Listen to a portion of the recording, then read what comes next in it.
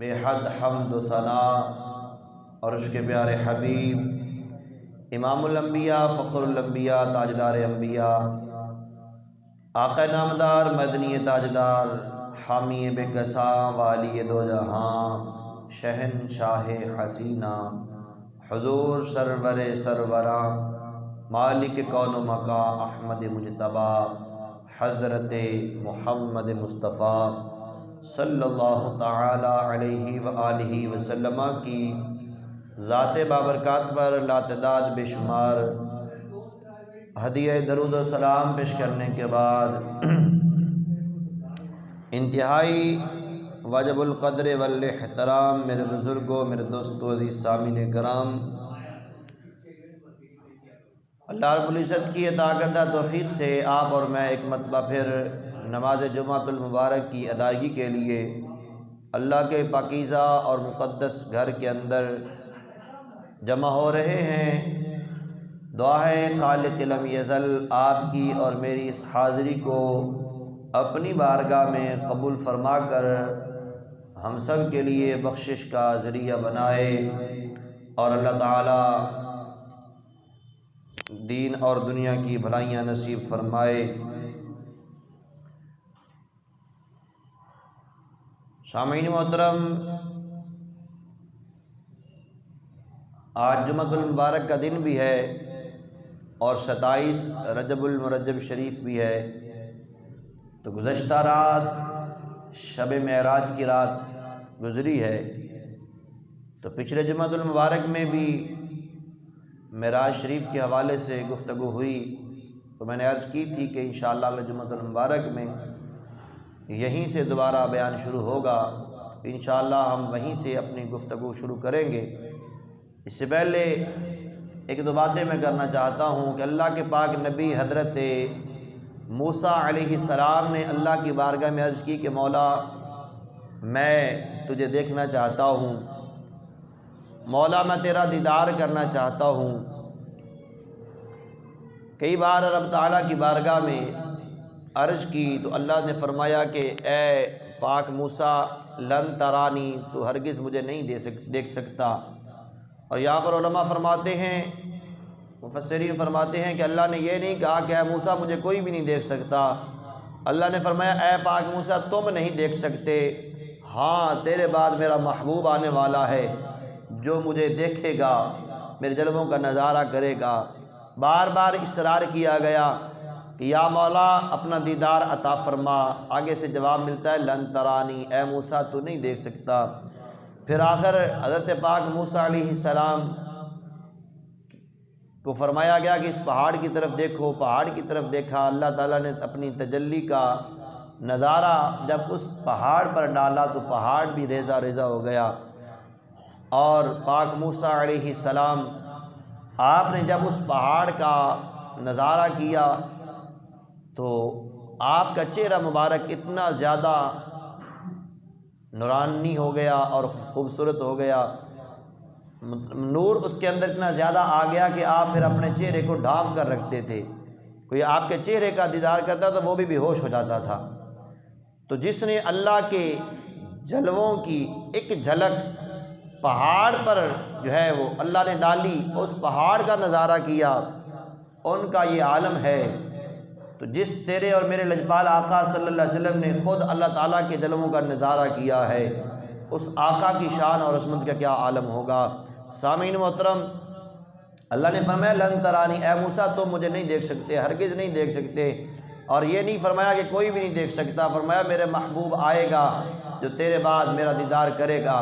تو سامعین محترم، جب تیرے اور میرے پاک پیغمبر صلی اللہ علیہ وسلم کی باری آئی تو تیرے اور میرے پاک نبی صلی اللہ علیہ وسلم حضرت ام ہانی کے گھر میں آرام فرما رہے ہیں، اور ادھر سے جبریل امین رب کا پیغام لے کر آتا ہے، ان اللہ اشتاق الی لقائک یا رسول اللہ، یا رسول اللہ، اللہ آپ کے دیدار کا، آپ کی ملاقات کا مشتاق ہے، یا رسول اللہ، اللہ آپ کی ملاقات کا مشتاق ہے۔ ادھر سے پاک موسیٰ علیہ السلام اللہ کی بارگاہ میں عرض کرتے ہیں مولا دیدار عطا فرما، جواب ملتا لن ترانی، تو مجھے نہیں دیکھ سکتا۔ محبوب آرام کر رہا ہے، محبوب آرام فرما رہا ہے، اللہ کی طرف سے وصال کے تقاضے ہو رہے ہیں، اللہ کی طرف سے ملاقات کے تقاضے ہو رہے ہیں، میاں محبوب آؤ میری بارگاہ میں، آؤ ملاقات کے لیے۔ جبریل امین پیغام لے کر آتے ہیں، اور پھر اگلا جو ہے وہ مرحلہ آپ نے سماعت فرمایا۔ تو سامعین محترم، کچھ لوگ جو ہے معراج شریف پر اعتراض کرتے ہیں اور کہتے ہیں جی یہ بات عقل میں آنے والی نہیں ہے۔ تو میں نے کہا جو بات عقل میں نہ آئے اسی کو معجزہ کہا جاتا ہے، جو بات عقل میں نہ آئے اور وہ ہو جائے اس کو معجزہ کہا جاتا ہے۔ تو یہ میرے نبی پاک صلی اللہ علیہ وسلم کا عظیم ترین معجزہ ہے۔ سیدھے سادے عام لوگوں کو ورگلانے کے لیے لوگ بڑی چالیں چلتے ہیں، اور ان کا عقیدہ خراب کرنے کے لیے، دائرہ اسلام سے خارج کرنے کے لیے بڑی بڑی مثالیں دے کر ان کو گمراہ کرنے کی کوشش کی جاتی ہے۔ کچھ عرصہ جناب والا لوگوں کو جو ہے وہ گمراہ کیا گیا کہ حضرت سلیمان علیہ السلام کا تخت کیسے جو ہے وہ ہوا میں اڑا، وہ تو اڑ نہیں سکتا، اتنا وزنی جو ہے وہ 50-60 من کا وہ جناب والا تخت ہے پاک سلیمان علیہ السلام کا، اور پھر اس پر بندے بیٹھے ہوں تو وہ بھی اڑتا ہے۔ یہ جو ہے قرآن پاک کی نفی کرنے کے لیے لوگوں کو ورگلایا گیا، اور بڑی جو ہے اس پر جو ہے وہ عقلی دلیلیں دے کر لوگوں کو گمراہ کرنے کی کوشش کی گئی۔ اور پھر اب جو ہے اب ایسی بات سننے کو نہیں ملتی ہے، اب ہر بندہ چپ چاپ ہے۔ کیوں؟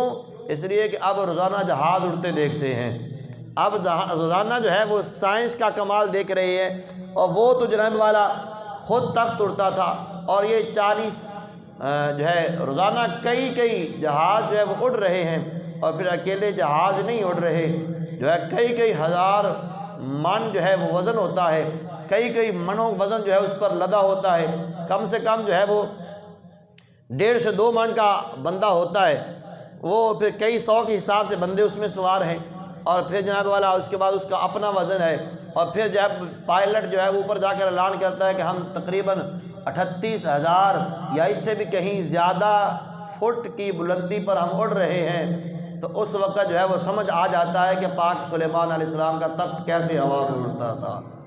ہاں جی، اللہ تعالیٰ کی قدرتیں بندوں سے کہیں آگے ہیں، اللہ تعالیٰ کی طاقتیں بندوں سے کہیں آگے ہیں، یہ تو بندوں کے بنائے ہوئے جہاز ہیں جو ہوا میں اڑ رہے ہیں۔ پھر جو ہے وہ لوگوں کو گمراہ کرنے کے لیے کہا گیا جی وہ دیکھیں الم تر کیف فعل ربک باصحاب الفیل، اصحاب فیل کے جو ہاتھی تھے ان کو پتھروں نے جو ابابیل آئے اور ان کے پاس چھوٹے چھوٹے پتھر تھے، چھوٹی سی کینکری ہو، چھوٹا سا پتھر ہو، اس سے ہاتھی کیسے مر سکتا ہے؟ اس سے تو بندہ نہیں مرتا، اتنا بڑا بندہ جو ہے، اتنا بڑا ہاتھی وہ کیسے مر جائے؟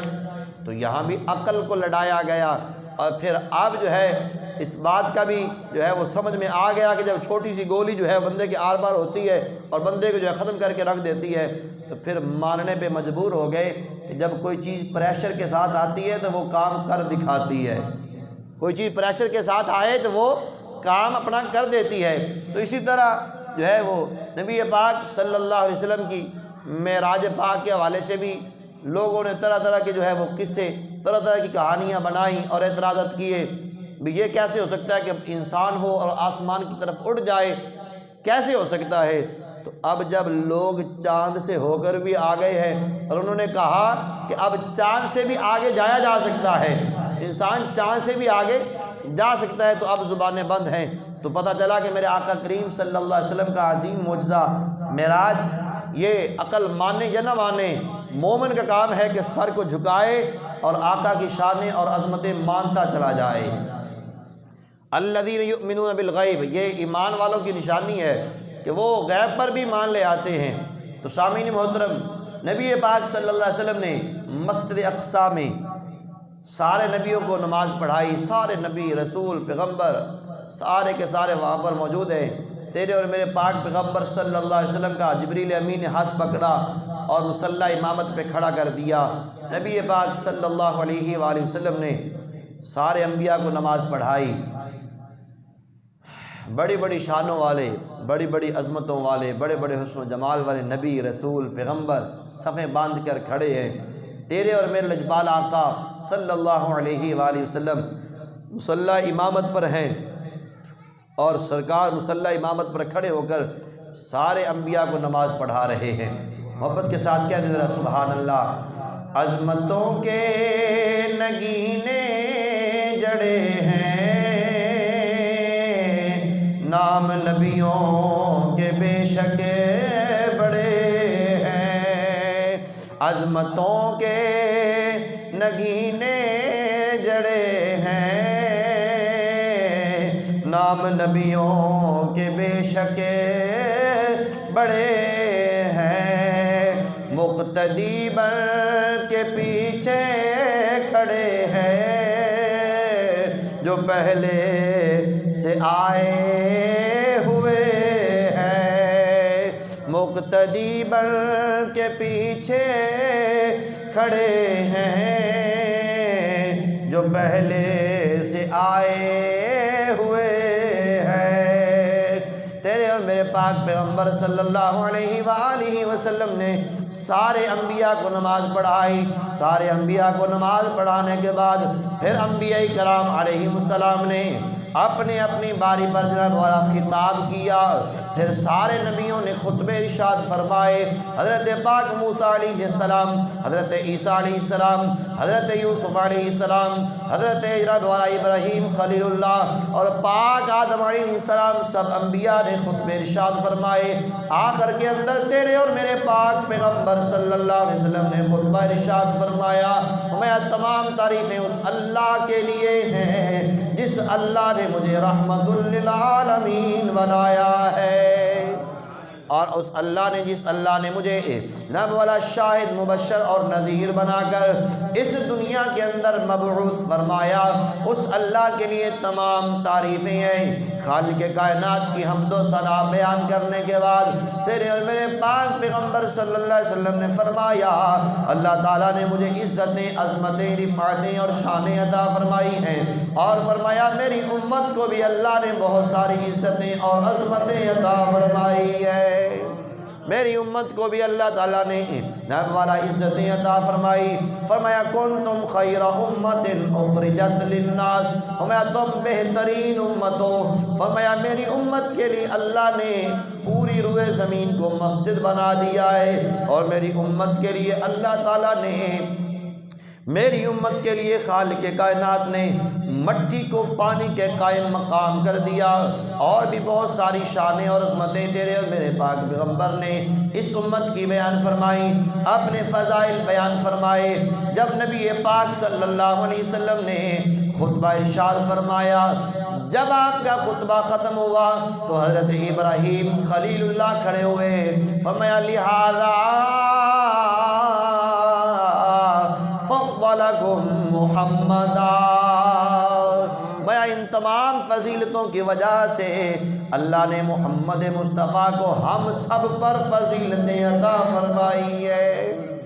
اس کے بعد نبی پاک صلی اللہ علیہ وسلم نے فرمایا کہ پھر ہماری سواری نے عروج کیا، آسمان کی طرف عروج کیا۔ سب سے پہلے آسمان پر جب جناب والا پہلے آسمان پر میرے اور آپ کے لجپال آقا تشریف لے کر گئے، فرمایا پہلے آسمان پر حضرت آدم علیہ السلام سے ملاقات ہوئی، اور انہوں نے آپ کو مرحبا، خوش آمدید، ویلکم کہا۔ پھر کچھ گفتگو ہوئی، گفتگو ہونے کے بعد پھر دوسرے آسمان پر، پھر تیسرے آسمان پر، پھر چوتھے آسمان پر، سارے آسمانوں پر نبیوں کے ساتھ ملاقاتیں ہوتی رہی۔ دوسرے آسمان پر حضرت عیسیٰ اور حضرت یحییٰ علیہ السلام کے ساتھ ملاقات ہوئی۔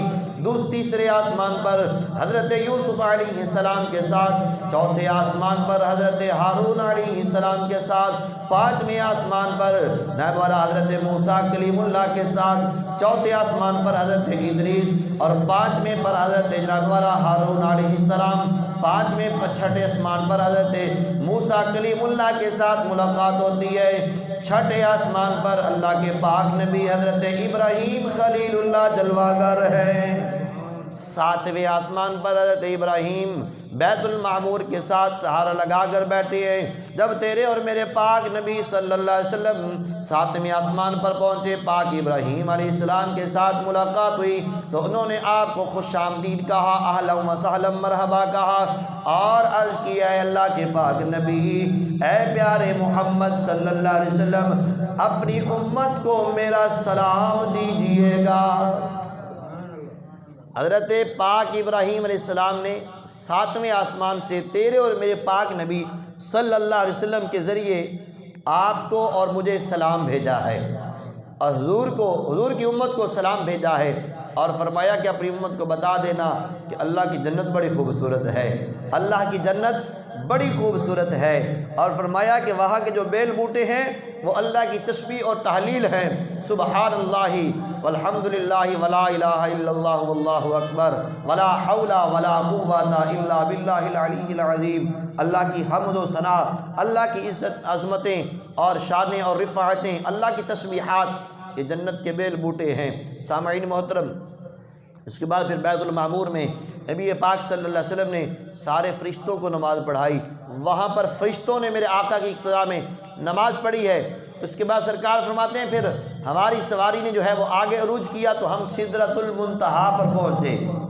ہم کہاں پر پہنچے؟ سدرۃ المنتہا پر، مقام جبریل پر۔ حضرت جبریل امین نے عرض کی آقا یہ میرا مقام ہے، یہ میرا جائے اقامت ہے، کرم نوازی فرمائیے یا رسول اللہ یہاں پر 2 رکعت نوافل ادا فرما دیجیے تاکہ میری جائے اقامت بھی بابرکت ہو جائے۔ تو سامعین محترم، پتہ یہ چلا کہ بزرگوں کے قدم لگنے سے جگہ بابرکت ہوتی ہے، کوئی مانے یا نہ مانے وہ اس کا اپنا عقیدہ ہے، لیکن بزرگوں کے جہاں پر قدم لگتے ہیں وہاں جگہ بابرکت ہو جاتی ہے۔ تو سامعین محترم، اس کے بعد نبی پاک صلی اللہ علیہ وسلم نے فرمایا جبریل چلو آگے چلیں۔ جبریل امین نے عرض کی آقا اس سے آگے اب میں نہیں جاؤں گا، آقا اس سے آگے اب میں نہیں جا سکتا۔ میرے مصطفیٰ نے فرمایا کیوں، کیا وجہ ہے؟ اے جبریل اب آگے کیوں نہیں چلنا ہے؟ یہ وہ مقام تو نہیں ہے جہاں پر ساتھی ساتھ چھوڑ جائے، جہاں پر دوستی چھوڑ جائے۔ آقا آپ کا فرمان برحق ہے، لیکن اس سے آگے اب میں نہیں جا سکتا۔ اب اس سے آگے اللہ کے انوار و تجلیات اس قدر زیادہ ہے کہ ایک پر کے برابر بھی، ایک بال کے برابر بھی اگر میں آگے جاتا ہوں تو میرے پر جل جائیں گے، اگر اس سے آگے میں جاؤں گا تو میرے پر جل جائیں گے۔ اب اس سے آگے تیرے وہاں پر جو ہے وہ براق بھی رہ گیا، اب جو ہے براق بھی اس سے آگے نہیں جا سکتا ہے۔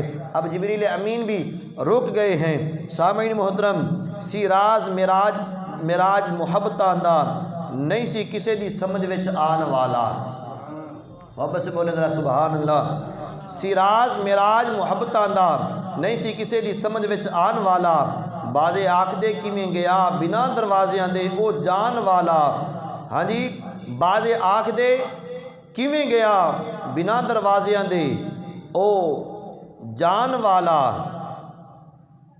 ابر عقل نو ایتھے کی دخل جانے جان والا یا لے جان والا۔ ہاں جی، جانے جان والا یا لے جان والا۔ تو سامعین محترم، اب آگے کیسے گئے؟ لوگ بڑے اعتراضات کرتے ہیں، جی وہ کیسے ہو سکتا ہے، آسمان کا تو دروازہ ہی نہیں ہے، اب دروازے جس کا دروازہ نہیں ہے وہاں سے گزر کر کیسے گئے؟ تو سامعین محترم، حضرت خواجہ شاہ سلیمان تونسوی، مجھے بات یاد آ گئی، بات جو ہے وہ لمبی تو ہو جائے گی لیکن توجہ کے ساتھ سنیے، میں مختصر کرتا ہوں۔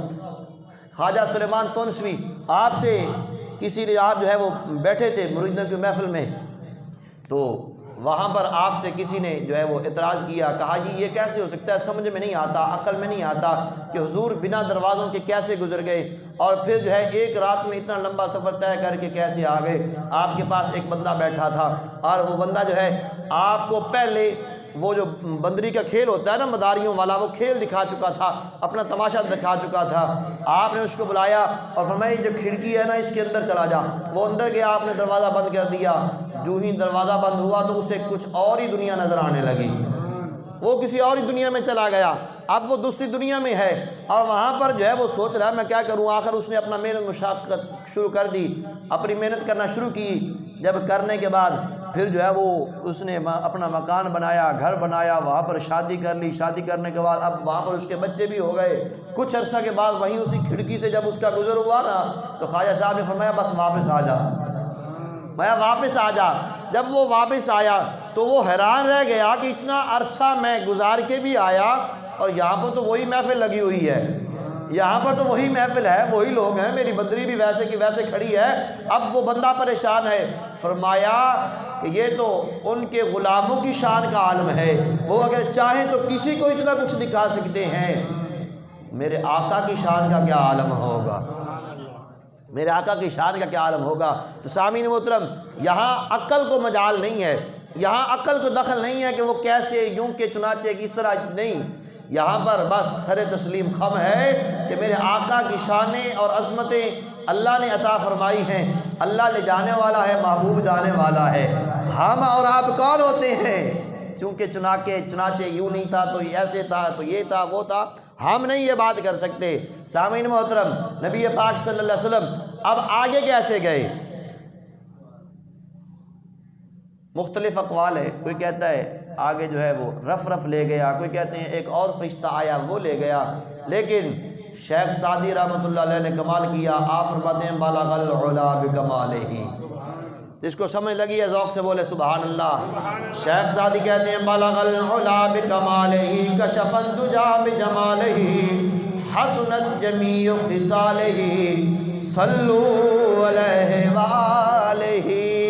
شیخ سعدی شیرازی رحمۃ اللہ علیہ آپ فرماتے ہیں اب آگے تیرے اور میرے لجپال آقا کو نہ رف لے کے گیا ہے، نہ کوئی نوری فرشتہ لے کے گیا ہے، بلکہ لجپال آقا اب آگے ان کمالات کے ذریعے گئے ہیں جو اللہ نے اپنے محبوب کو عطا فرمائے ہیں، ان کمالات کے ذریعے میرے آقا اب آگے تشریف لے گئے۔ مختصر کرتا چلا جاؤں کہ نبی پاک صلی اللہ علیہ وسلم اب جناب والا چلتے جا رہے ہیں، اب اللہ کے نور میں لجپال آقا محبت کے اندر، رب کی محبت کے اندر، رب کے دیدار کے جناب والا محبت کے اندر اب چلتے جا رہے ہیں، چلتے جا رہے ہیں۔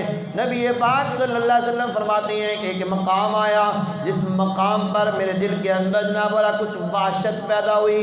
جب بندہ انجان جگہ پر جاتا ہے، ایسے علاقے میں جاتا ہے جہاں پر کبھی بھی نہ گیا ہو، تو بندے کے دل کے اندر کچھ خیالات آتے ہیں کہ میں انجان علاقے میں آ گیا ہوں۔ نبی پاک صلی اللہ علیہ وسلم فرماتے ہیں کہ میرے دل کے اندر کچھ وحشت ہوئی تو آگے سے آواز آئی قف یا محمد ان ربک یصلی،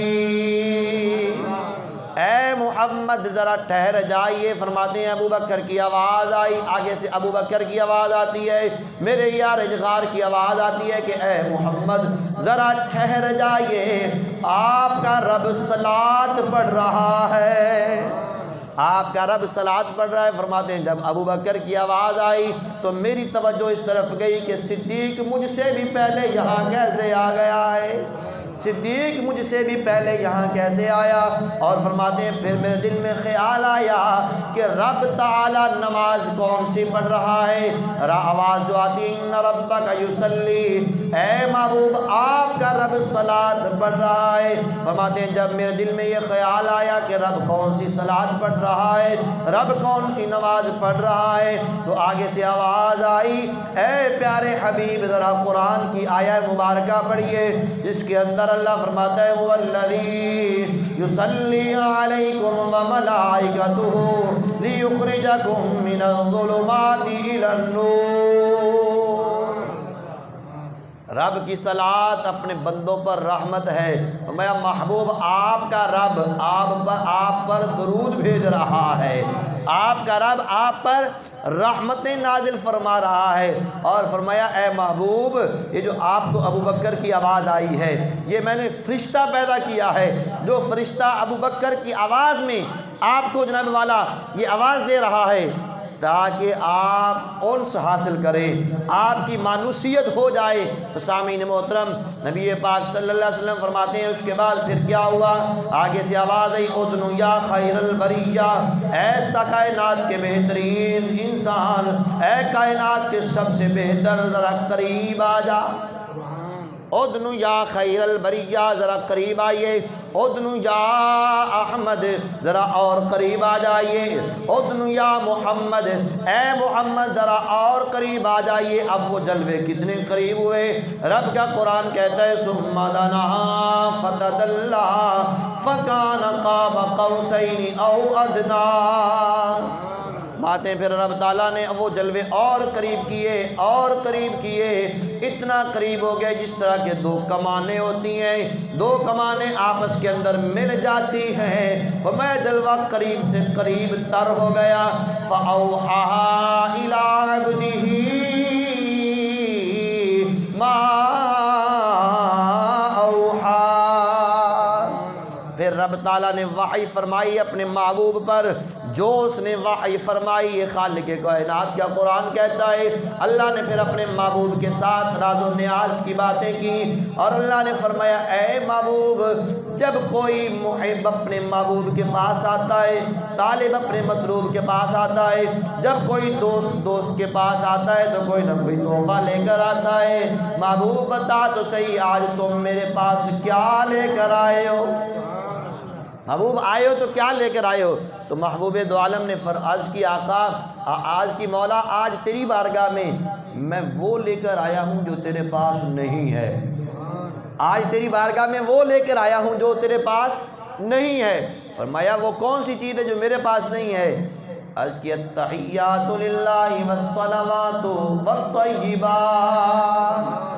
اے مولا، میری مالی عبادتیں، میری بدنی عبادتیں، میری جانی عبادتیں، ساری کی ساری مولا تیرے لیے ہے۔ مولا میری مالی بدنی جانی باتیں ساری تیرے لیے ہیں۔ مولا میں اپنی عبادتیں تیری بارگاہ میں لے کر آیا ہوں، سجدہ تیری بارگاہ میں لایا ہوں۔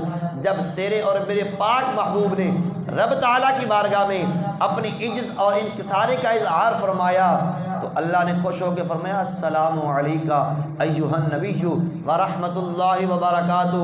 اے محبوب، آپ پر سلام بھی ہو، آپ پر رحمتیں بھی ہوں، اور آپ پر میں اللہ کی برکتیں بھی نازل ہوں۔ جب تیرے اور میرے پاک پیغمبر صلی اللہ علیہ وسلم نے دیکھا کہ اللہ تعالیٰ کا دریائے رحمت جوش میں ہے، تو وہاں اپنی گناہگار امت کو بھی یاد کیا، کہا السلام علینا وعلی عباد اللہ الصالحین۔ سلام ہم پر بھی ہو اور اللہ کے نیک بندوں پر بھی سلام ہو۔ جب تیرے اور میرے پاک پیغمبر نے السلام علینا پڑھا، اللہ نے فرمایا محبوب یہاں پر تیری اور میری ذات ہے، دو ذاتیں ہیں، دو کے بعد تیسری ذات نہیں ہے۔ اے محبوب اب جمع کا صیغہ استعمال کیوں کیا ہے؟ کیونکہ یہ عربی کا قانون ہے کہ عربی کے اندر 3 سے کم پر جمع کا اطلاق نہیں ہوتا۔ اے محبوب یہاں جمع کا صیغہ استعمال کیوں کیا ہے؟ عرض کی مولا یہاں میں نے اپنی امت کو ساتھ شامل کیا ہے، اگرچہ وہ ظاہری طور پر میرے ساتھ یہاں پر نہیں ہے، جسمانی طور پر میرے ساتھ نہیں ہے، لیکن مولا وہ روحانی طور پر تو گناہگار میرے ساتھ ہے، میرے گناہگار امتی ہیں، میرے جیسے بھی امتی ہیں، مولا جیسے بھی ہیں روحانی طور پر میرے ساتھ ہے، اس لیے میں نے اپنے امت کو بھی ساتھ میں شامل کیا ہے۔